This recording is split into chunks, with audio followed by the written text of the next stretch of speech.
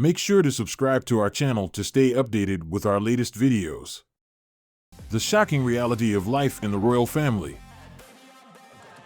In the realm of the British monarchy, even after the departure of Queen Elizabeth II, the staff she once trusted found themselves cast aside as the new monarch formed his own team.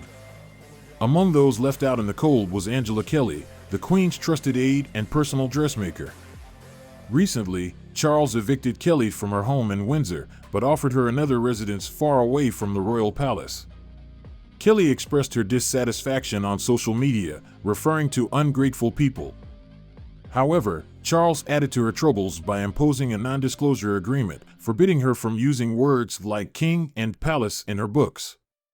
Charles believed that Kelly's first two books, which delved into her work with the Queen and her experiences as a personal designer for Her Majesty, were too revealing.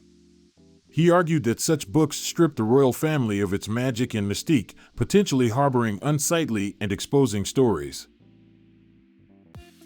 Interestingly, many former royal employees develop a strong inclination towards writing after leaving their positions. Charles, attempting to protect his mother's legacy, prohibited Kelly's lady-in-waiting from mentioning the king and palace in her book, ultimately safeguarding himself. However, it has now come to light that Kelly possesses a powerful trump card against Charles, written permission from Queen Elizabeth for the publication of her third book.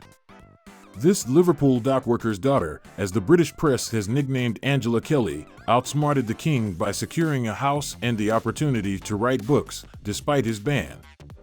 After all, words like king and palace can always be veiled, yet the essence of the writing remains intact.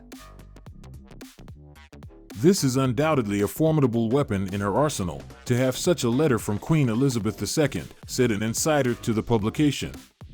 It's something because it seems that she, the Queen, is still protecting her beloved assistant even after her departure. It's significant because the letter contains the Queen's wishes, and nobody would want to ignore them. Nobody, except for Charles, who has often acted contrary to his mother's wishes. Take, for instance, the story of Camilla's title, where she relinquished the prefix of consort and became known as Queen Camilla instead of Queen Consort Camilla. Royal insiders claim that this is not surprising, as the real royal power of Great Britain now belongs to Camilla. Charles doesn't make any significant or even trivial administrative decisions without Camilla's stamp of approval. In fact, even Charles's first wife was chosen with Camilla's consent, so it is safe to assume that nothing happens without her knowledge within the palace. She is the real boss, said Julian Payne, Charles's former public relations secretary. I was told that I wouldn't be hired by Charles without her approval. One can speculate that it was at Camilla's urging that Charles decided to ban Angela Kelly's book release. Who knows what revelations might emerge about the high-profile relationships within the palace? What do you think about this ongoing power struggle within the British monarchy? Do you believe Angela Kelly should be allowed to publish her book, or do you side with Charles in preserving the mystique surrounding the royal family? Share your opinions and thoughts in the comments below. And don't forget to subscribe to our YouTube channel to stay updated on all things royal related.